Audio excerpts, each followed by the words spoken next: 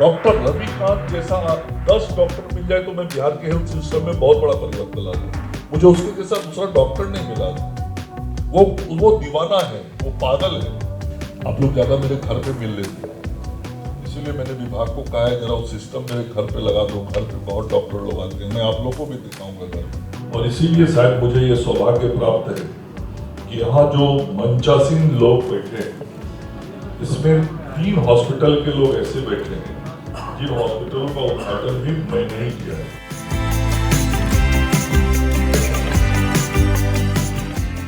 सबसे पहले मैं एडवांटेज सर्विसेज के जो संस्थापक सीईओ श्री खुर्शीद अहमद साहब, उनको आभार व्यक्त करना चाहता हूँ कि एक बड़ी अच्छी पहल उन्होंने की है। जब राज्य के विभिन्न क्षेत्रों के विकास के आयाम को तय करने के लिए उन्होंने इस प्रकार के परिचर्चा का एक श्रृंखला तय किया, और जो परिचर्चा की श्रृंखला उन्होंने तय की है, जैसा उन्होंने मुझे बताया, 12 एपिसोड में ये पूरी परिचर्चा 12 महीनों में होगी। मतलब हर महीने एक मुद्दे पे चर्चा होगी।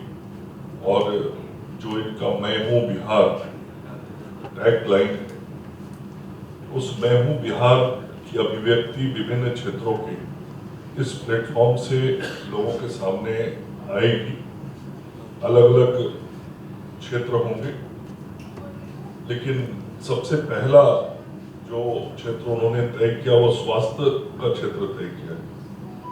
तो खुर्शीद साहब की भी समझ में बहुत स्पष्ट है कि देश और राज्य को आज यदि सबसे ज्यादा आवश्यकता है तो स्वास्थ्य सेवा के क्षेत्र को बेहतर करने के लिए है। और स्वास्थ्य की सेवाओं को हम बेहतर करें तो हम बिहार के विकास में भी बड़ी भूमिका निभा पाएंगे, और स्वस्थ समाज जब बनाएंगे तभी समृद्ध समाज बनेगा। तो इस सोच के लिए खुर्शीद साहब आपका मैं शुक्रिया अदा करता हूँ।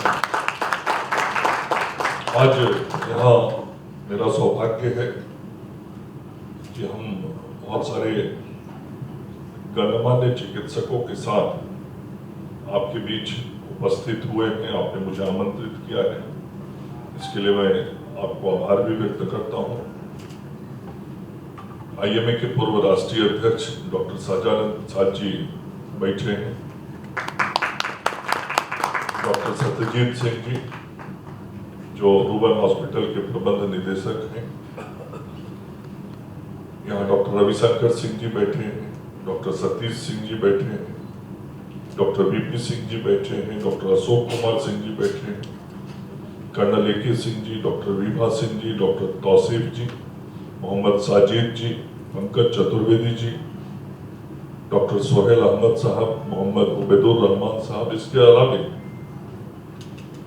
पटना और बिहार के कई प्रख्यात चिकित्सक आज इस परिचर्चा में सहभागी बनने के लिए बैठे। और मेरे आने के पहले से ये परिचर्चा चल रही थी और आप सब लोगों ने अपने विचार व्यक्त किए हैं कि किस प्रकार से बिहार की स्वास्थ्य सेवाओं को बेहतर किया जाए। और मुझे लगता है कि इस पूरी परिचर्चा का मुख्य उद्देश्य यही है कि बिहार की लगभग जो 13 करोड़ आबादी है, उस 13 करोड़ आबादी को हम कैसे बेहतर स्वास्थ्य सुविधाएं दें। आपकी चिंता भी यही है।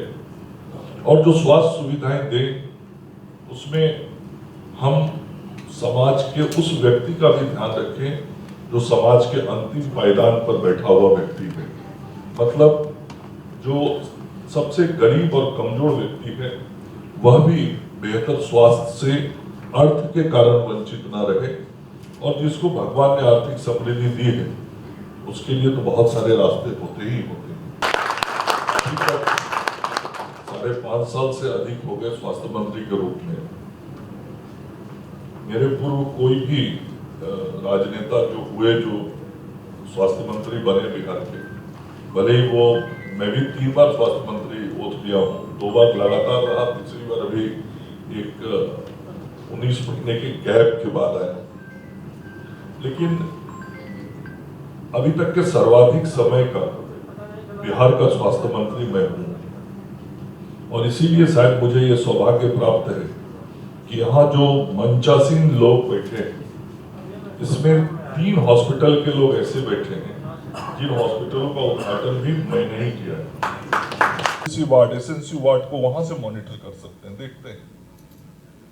आप लोग ज्यादा मेरे घर पे मिल लेते हैं, इसीलिए मैंने विभाग को कहा है जरा वो सिस्टम मेरे घर पे लगा दो। घर पे बहुत डॉक्टर लोग आते हैं, मैं आप लोग को भी दिखाऊंगा घर, वहां सचिवालय आप लोग कम जाते हैं। तो आज मैं ये कह रहा हूं कि टेक्नोलॉजी बेस्ड सर्विसेज आज बहुत आगे बढ़ गई। आज जैसे मैंने कहा 10,000 से अधिक मरीज जा रहे हैं, वैसे ही पहले आप में से जो लोग बिहार के गांव से जुड़े होंगे तो वो लोग पहले ब्लॉक पे जाते होंगे तो एक छोटा सा अस्पताल दिखता होगा, उस पर प्राथमिक स्वास्थ्य केंद्र लिखा रहता था और वो 6 बेड का अस्पताल होता था। अब आज की तारीख में बिहार में 534 ब्लॉक है। 534 ब्लॉक में शायद कोई 20-30 ब्लॉक बचा है जहां पे सीएससी बनने का काम निर्माणाधीन है। सीएससी का मतलब अब सब ब्लॉक का मिनिमम 30 बेड का हॉस्पिटल हो गया। 30 बेड से कम हॉस्पिटल अब पूरे बिहार में कहीं नहीं होगा, और ये वर्किंग में। और आज का सीएससी यदि आप कभी गांव जाइए तो जाके अपने प्रखंड के अस्पताल को देखिए। मैं आग्रह इसलिए करता हूं, हम सब लोग के दिमाग में, मेरे भी दिमाग में पुरानी वाली ही छवि बहुत दिन तक रहती थी, अस्पताल ऐसा ही होता है। लेकिन आज मैं ये नहीं कह रहा हूं कि बिहार का अस्पताल कोई साउथ के हॉस्पिटल्स के तुलना में बराबर आ गया, मैं कतई ये दावा नहीं करता। न मैं ये दावा करता हूं कि जो डेवलप्ड स्टेट है अपने देश के उस के लेवल में हमने सर्विसेज देनी शुरू कर दी। लेकिन ये मैं जरूर कहता हूं कि जहां से हम निकले 2005 के बाद, आज उससे 30, 40, 50 टाइम्स बेटर कर दिया है बिहार की हेल्थ सर्विसेज को। और अभी बहुत जरूरत है, बहुत नीड है, बहुत काम करना पड़ेगा। ये सामान्य क्षेत्र नहीं, और ये तो एक ऐसा क्षेत्र है, medical services, health services, health education एक ऐसा सेक्टर है जहां नित्य नए खोज होते हैं। आप ही लोग नया नया रिसर्च करते रहते हैं, रिसर्च से नए नए रिजल्ट आते हैं, नया नया इक्विपमेंट्स आता है। आज जो इक्विपमेंट सवेरा हॉस्पिटल में लगा होगा, हो सकता है 2 साल बाद वो पुराना हो जाएगा। तो उसी तरीके से सरकार के सिस्टम में भी जो सुविधाएं हम दे रहे हैं, हो सकता है वो पुराना हो जाए। तो लगातार बेहतर करने की जरूरत तो इस सेक्टर में है ही, इसमें कहीं कोई दुराय नहीं है। आज सब डिविजनल हॉस्पिटल्स को हमने मिनिमम 75 बेड का कर दिया है, और आज का जो सब डिविजनल हॉस्पिटल है, मैं कह सकता हूं कि नए सब डिविजनल हॉस्पिटल्स को जाके देखिएगा, किसी प्राइवेट सेक्टर के हॉस्पिटल से कम नहीं है। अब जाके एक बार देखिए, शायद मैं यहाँ कह रहा हूँ तो आपको विश्वास नहीं हो रहा हो, लेकिन एक बार विजिट करिएगा तब आपको ध्यान में ये चीजें आएंगी। अभी बात हो रही थी, अब कीमोथेरेपी बहुत कम होता है, बहुत मेहनत किया डॉक्टर साहब उसके लिए, मैंने तब ये चीजें आई। आज कैंसर के इतने सारे व्यवस्थाओं को, पहले तो पटना में एक महावीर कैंसर हॉस्पिटल ही होता था, उसके सिवा कुछ था नहीं। उस महावीर कैंसर हॉस्पिटल को भी डेवलप करने के लिए राज्य की सरकार उसके बैकबोन की तरह उसके पीछे खड़ी रहती है, ऑलवेज खड़ी रहती है। और पिछले 8 साल में हर तरह का हम फाइनेंशियल सपोर्ट असिस्टेंस देते हैं उसको। उसके अलावा आज भारत सरकार के सहयोग से, टाटा मेमोरियल हॉस्पिटल के सहयोग से SKMCH मुजफ्फरपुर में कैंसर हॉस्पिटल बन रहा है। ऑलरेडी वहां ट्रीटमेंट शुरू है, ऑपरेशन शुरू है, कीमोथेरेपी शुरू है, और PMH में जो लोग यहां से सुविधा लेने जाते थे मुंबई, अब उनकी संख्या आधी हो गई है, वो मुजफ्फरपुर में इलाज कराते हैं। वो डॉक्टर साहब के हॉस्पिटल में आके इलाज कराते हैं यहाँ पे, और उसमें हजारों लोगों के ऑपरेशन हो चुके हैं अभी तक। और वहां एक डॉक्टर रविकांत है, पता नहीं आप लोगों से मिला है, डॉक्टर रविकांत जैसा 10 डॉक्टर मिल जाए तो मैं बिहार के हेल्थ सिस्टम में बहुत बड़ा परिवर्तन ला दूं। मुझे उसके जैसा दूसरा डॉक्टर नहीं मिला। वो दीवाना है, वो पागल है, मतलब लोगों को स्वास्थ्य सेवा देने के लिए, खासकर कैंसर के सेक्टर में। आज 38 जिले में गवर्नमेंट सिस्टम में कैंसर स्कैनिंग का काम हो रहा है। आज हमारे हर सदर अस्पताल में होता है, पहले नहीं होता था। पहले कैंसर पता ही बहुत देर से डिटेक्ट होता था, आज यदि होगा तो जल्दी हो जाए। आज सवेरा कैंसर हॉस्पिटल खुला है, बहुत बड़ा चेंज है। क्यों नहीं पहले खुलता था सवेरा कैंसर हॉस्पिटल, ये बहुत बड़ा क्वेश्चन है। और क्यों अब खुलने लगा, ये समझने की बात है। आज पिछले 20 साल में प्राइवेट सेक्टर में बहुत सारे हॉस्पिटल पटना के अंदर खुले, बड़े बड़े हॉस्पिटल खुले और मैक्सिमम सुपर स्पेशलिटी का हॉस्पिटल खुले। कहां से क्यों खुलने लगा, क्यों नहीं पहले खुलता था?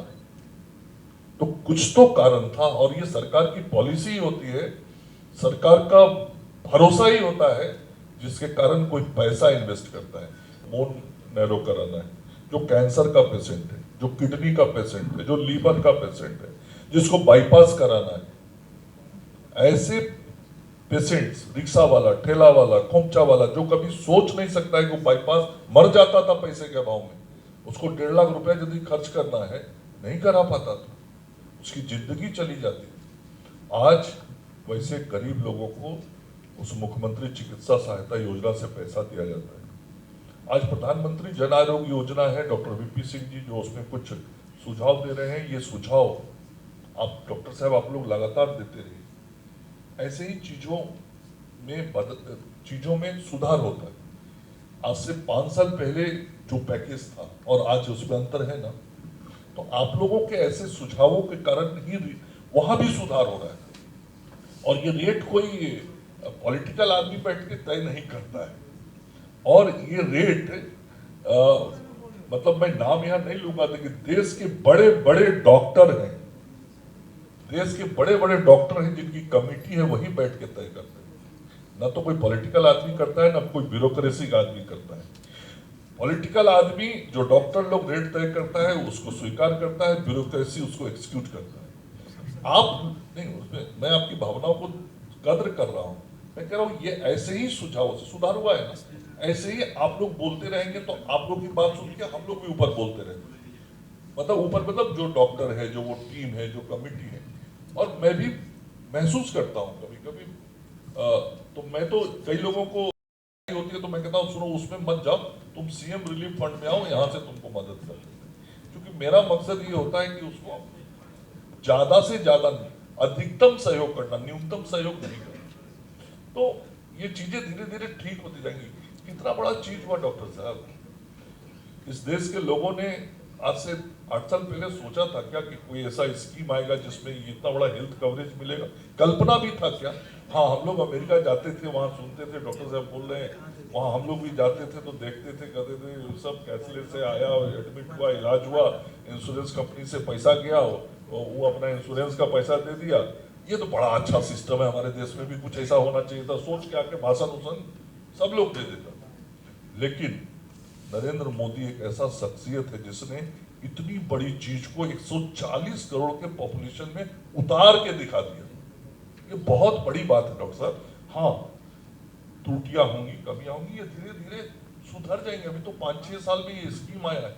या इस देश को आजादी मिले हुए 75 साल से अधिक हो गए, 77 साल हो गए, ये तो 7 साल में योजना आया है। थोड़ा धीरे धीरे ये, और मैं आपसे असहमत नहीं, ये चीजें ठीक हो जाएंगी। मैंने जो एक नया चीज किया वो मैं आपके ध्यान में लाना चाहता हूँ गरीबों के। ये जो पीएम जय योजना है, प्रधानमंत्री जन आरोग्य योजना, इसमें बिहार के 1,09,00,000 फैमिली कवर्ड हुई थी और उसमें 5.5 करोड़ लोगों को इसका कवरेज मिला था। लेकिन बिहार की बड़ी आबादी है जो उससे कवर्ड नहीं थी। इस बार अभी जब दोबारा हम स्वास्थ्य मंत्री बने तो ये कवरेज उसी को मिलता है जो राशन कार्ड होल्डर होता है।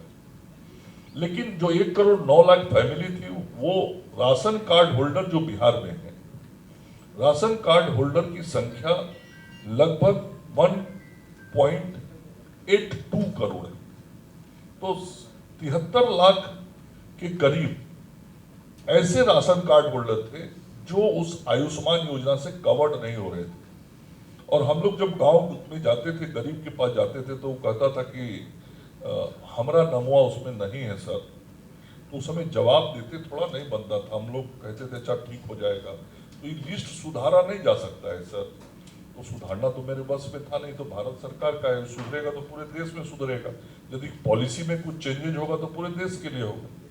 तो बहुत विचार करते करते करते करते अब मुख्यमंत्री जी से सहमति लेके, और अभी 3 महीना पहले हमने बिहार में ये लागू कर दिया कि अब जो भी बिहार में राशन कार्ड होल्डर है वो सभी जन आरोग्य योजना से कवर्ड हो गया है। सबको 5 लाख का मुफ्त इलाज, और उसका नाम हमने रखा है मुख्यमंत्री जन आरोग्य योजना। क्या बात। फैसिलिटीज पीएम जन आरोग्य योजना और मुख्यमंत्री जन आरोग्य योजना दोनों में समान सुविधाएं हैं, नाम में केवल अंतर, इसलिए कि वो हमारा स्टेट गवर्नमेंट का, इसलिए ये गरीबों के लिए हम सब लोगों ने किया है। जो मैंने कहा कि टेक्नोलॉजी बेस्ड हेल्थ सर्विसेज, आज टेलीमेडिसिन की सर्विस देने में बिहार देश में 4थे नंबर पे। यहाँ एम्स के डॉक्टर साहब बैठे हुए, इनके भी संस्थान का उपयोग हम लोग करें। तो ये टेलीमेडिसिन पहले बिहार में कौन सोचता था कि हम हेल्थ सब सेंटर पे गांव में बैठे रहेंगे और पटना के बड़े डॉक्टर और अस्पताल से देख के मेरा इलाज होगा, कोई नहीं सोचता। आज उस फैसिलिटीज को हम ये नहीं करें कि हमने सभी एचएससी में पहुंचा दिया, लेकिन लगभग 3000 एचएससी तक हमने इस सिस्टम को पहुंचा दिया। ये सोच है, इस सोच के साथ हम काम कर रहे हैं। मैं, आप सब लोग डॉक्टर हैं। आज सदर अस्पताल में जो डिस्ट्रिक्ट हॉस्पिटल हमारा होता है, वहां फ्री डायलिसिस है, वहां सीजीएचएस रेट पे सीटी स्कैन है, सीटी स्कैन। बताइए कभी बिहार के लोगों ने आज से 2015 में कभी सोचा था क्या कि हमको सदर अस्पताल में सीटी स्कैन मिलने लगेगा? जो बाजार में होता है 6000 रुपया में, वो वहां होता है 1400 रुपया में। ये सुविधा आज गरीबों को सदर अस्पताल में मिल रही है। डायलिसिस फ्री में है डॉक्टर साहब, और एकदम भरा रहता है। 12 बेड मैंने कई सदर अस्पतालों में लगाए हुए। मैं पूछता हूँ ऑक्यूपेंसी कितना रहता है, पूरा बने 24/7 चलता रहता है। ये उस गरीब के दर्द से ही समझा जाता। मैं जाके उससे मिलता हूँ तो वहां आके डायलिसिस करा के जाता है। उसकी रूहें इतनी आशीर्वाद देती हैं, मन गदगद हो जाता। मुझे बहुत 3 साल टेंशन हुआ था वो डायलिसिस को डिस्ट्रिक्ट हॉस्पिटल्स में लागू। तो ये इस तरीके से काम हम सब लोगों ने किए। हेल्थ एजुकेशन की बात हो रही थी। जब ये बिहार 2005 के पहले यहाँ केवल 6 सरकारी मेडिकल कॉलेज थे और 3 प्राइवेट कॉलेज थे, और आज की तारीख में 12 सरकारी कॉलेज हैं और 9 प्राइवेट कॉलेज, और 13 मेडिकल कॉलेज बन रहा है। ये इतना बड़ा चेंजेज है। मतलब आजाद भारत के 58 साल के बाद तक 6 मेडिकल कॉलेज और 3 प्राइवेट, 9 था, और लास्ट 18 इयर्स में वो 9 बढ़ के 21 हो गया और 13 जो है बन रहा है। लेकिन अब मेरे सामने जो प्रॉब्लम है वो आप लोग के सामने रखते हैं। मेडिकल कॉलेज बना देना, सिस्टम दे देना बड़ी बात नहीं है। हम सरकार से पैसे लेके सब कुछ कर रहे हैं, लेकिन डॉक्टर साहब, हम हॉस्पिटल तो बना रहे हैं, लेकिन वहां पढ़ाने वाले चिकित्सक कोई जाने को तैयार नहीं हो रहे। कहां से हम समाज में डॉक्टर बनाएंगे? कहां से हम डॉक्टर लाएंगे? बिना फैकल्टी के तो एनएमसी हमको मान्यता देगा नहीं, खत्म कर देता है। मैं कई बार उस तलवार को झेला हूं। एनएमसी के चिट्ठी आती है 100 सीट कम, 50 सीट कम, तो बेतिया मेडिकल कॉलेज का मान्यता रद्द होगा, तो पावापुरी मेडिकल कॉलेज का मान्यता रद्द होगा। मुझे जाके दरवाजे दरवाजे घूमना पड़ता है दिल्ली में, भाई बचा दो मान्यता, किसी तरीके से रहने दो, मैं कुछ कर लूंगा। लेकिन मैं सभी चिकित्सक लोगों के बीच में, तो डॉक्टर साहब को आईएमए के अध्यक्ष रहे, मैं कई बार कहा सर हम कुछ भी करने के लिए तैयार हैं, लेकिन जिस डॉक्टर की पोस्टिंग जिस मेडिकल कॉलेज में करते हैं उनको वहां रहने के लिए आप तैयार करा दीजिए किसी तरीके से। लेकिन आज तक नहीं हो पाता। मैं डॉक्टर साहब समस्तीपुर मेडिकल कॉलेज बन के तैयार है, मैं चालू नहीं कर पा रहा हूँ वहाँ हॉस्पिटल कॉलेज। मेरा छपरा मेडिकल कॉलेज हॉस्पिटल बन के तैयार है, मैं वहाँ नहीं कर पा रहा हूँ। और अभी ऑनगोइंग 13 प्रोजेक्ट्स, उसमें करीब 4 अगले साल बन के तैयार हो जाएंगे। मेरे सामने एज ए हेल्थ मिनिस्टर सबसे बड़ा क्वेश्चन ये है, एक मेडिकल कॉलेज बनाने में 550-600 करोड़ रुपया लग रहा है, लेकिन मेरे सामने क्वेश्चन ये है कि मैं बना रहा हूँ और हमारे डॉक्टर वहाँ पढ़ाने जाने को तैयार नहीं। तो आखिर नया डॉक्टर बनेगा कैसे? और नया डॉक्टर बनेगा नहीं तो नीचे हेल्थ सर्विसेज बेहतर होंगी कैसे? आज भी पूरे बिहार में जो हमको आंकड़ा बताया गया है, जो हमें मालूम है, जितने हमारे डॉक्टर्स हैं, not only in public sector, public और प्राइवेट सेक्टर सब में मिला के ब्लॉक लेवल पे जो हमारे पीजी यूजी मतलब जो एमबीबीएस डॉक्टर्स, जितने हमारे डॉक्टर हैं उसके केवल 7% डॉक्टर्स ब्लॉक पे जाते हैं, ओनली 7%। तो कैसे हम ये बड़ी बड़ी बात करें कि हम गांव में स्वास्थ्य सुविधाओं को बेहतर करेंगे? करना होगा तो हम साधन सुविधा दे सकते हैं,